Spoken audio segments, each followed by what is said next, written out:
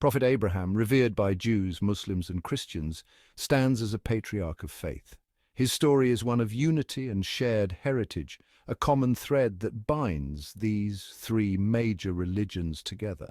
What would he think of our world today? A world where diversity is both celebrated and contested, where the streets are filled with people from all walks of life, yet often divided by invisible barriers. Would he see unity or division? Would he be heartened by the moments of solidarity or disheartened by the frequent clashes and protests that highlight our differences? His heart would surely break at the sight of conflict and mistrust between those who claim him as their own. The mistrustful glances, the harsh words, and the violent confrontations would be a far cry from the harmony he envisioned. The very people who should be united by his legacy are often torn apart by historical grievances and theological disputes. These ancient landmarks, once symbols of shared faith, now stand as reminders of our divisions. The animosity between these groups contradicts the very essence of Abraham's teachings. His message was one of peace and mutual respect, yet we see anger and hostility. He emphasized compassion, understanding, and a deep connection with the divine. These acts of kindness and moments of serene worship are the true reflections of his teachings. These values are often lost in the narratives of division and discord that dominate our world today. The headlines scream of conflict, and social media is rife with arguments, further deepening the divides. Abraham's legacy calls for a different path, one where dialogue replaces diatribe and understanding replaces prejudice. Peace talks and constructive dialogues are steps in the right direction. Imagine him looking upon us, urging his children to find common ground and build a world worthy of his legacy. A world where people from different backgrounds work together, united by a shared vision of peace and understanding. In a world rife with conflict, where divisions seem to grow deeper each day, Rabbi Simon Jacobson issued a powerful message to the Muslim world, a heartfelt call for peace and unity. His words resonated deeply, echoing a universal longing for understanding and reconciliation among all people. He reminded both sides of their shared heritage, emphasizing the common ground that binds them together through centuries of history. Jacobson's message was not merely a call for an end to violence and hostilities.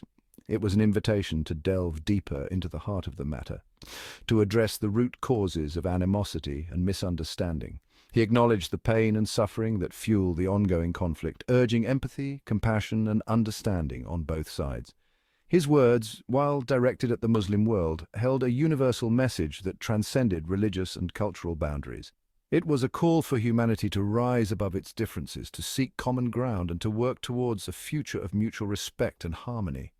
His plea for peace transcended religious boundaries, resonating with all who yearn for a more harmonious and peaceful world where love and understanding prevail over hatred and division. October 2023 will forever be etched in our collective memory. A horrific event, shrouded in violence and pain, shook the world. While details remain sensitive, the impact was undeniable. It served as a stark reminder of the fragility of peace and the devastating consequences of unchecked hatred. This tragedy highlighted the deep divisions within our world. Lines were drawn, blame was assigned, and the chasm between communities seemed to widen. Fear and suspicion poisoned the air, threatening to push us further apart. In the aftermath, the world grappled with grief and anger. Some sought solace in their faith, others questioned the very nature of humanity. The event served as a brutal wake-up call, forcing us to confront the darkness that resides within our world. Rabbi Jacobson's call for peace specifically addressed the Muslim world, urging them to reject violence and embrace tolerance. He emphasized the Islamic values of peace, justice, and compassion, reminding Muslims that these principles are fundamentally at odds with extremism and violence. This appeal, while well-intentioned, ignited debate and controversy. Some argued that placing the onus of peace solely on one group was unfair and overlooked the complexities of the conflict. Others questioned whether religious leaders should even engage in such politically charged discourse. The call for Muslim peace, while simple in theory, is complex in practice. It requires addressing the grievances and injustices that fuel resentment and anger. It necessitates acknowledging the historical context and the power dynamics that often contribute to conflict. Section 5, a deeper look at accountability. While calls for peace are crucial, they must be accompanied by a critical examination of accountability. Selective outrage, where one side's suffering is amplified while the other's is ignored, only perpetuates the cycle of violence. True peace requires acknowledging the pain of all parties involved. Systemic oppression, often rooted in historical injustices, plays a significant role in perpetuating conflict. Addressing these deeply ingrained power imbalances is essential for achieving lasting peace.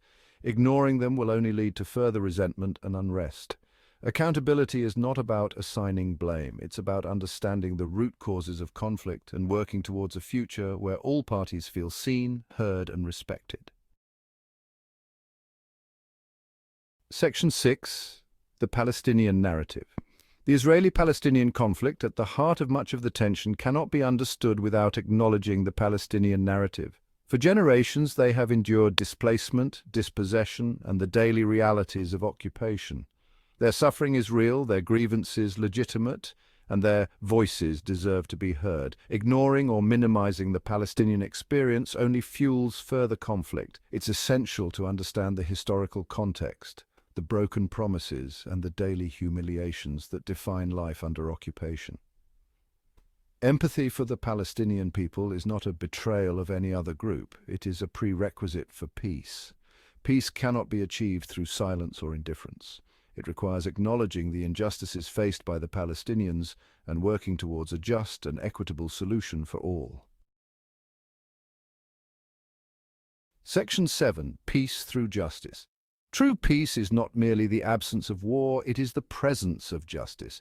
It requires addressing the root causes of conflict, dismantling systems of oppression, and ensuring that all people have equal rights and opportunities. Peace demands more than dialogue and diplomacy, though these are essential. It requires a fundamental shift in perspective, a willingness to challenge our own biases, and a commitment to dismantling the structures that perpetuate injustice.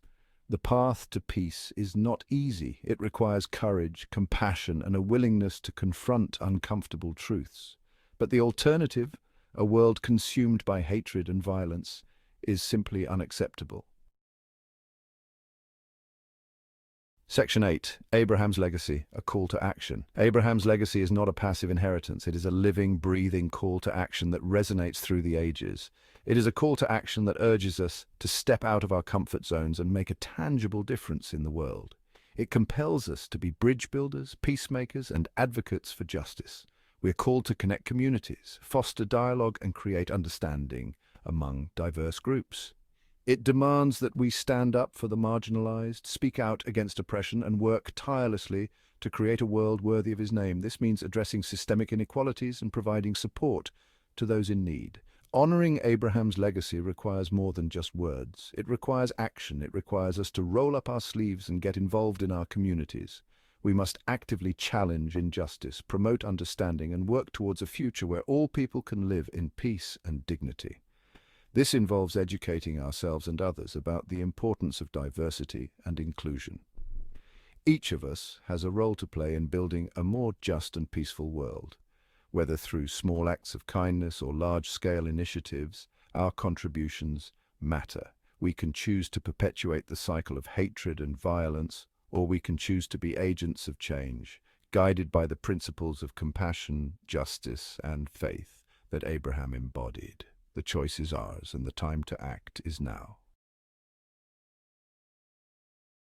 Section 9. A shared future, hope and responsibility. The future remains unwritten. We have a choice to make. Will we continue down a path of division and strife, or will we choose the path of peace, justice, and reconciliation?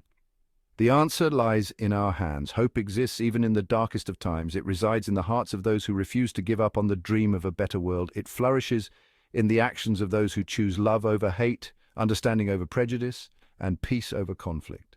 Building a shared future requires a collective effort.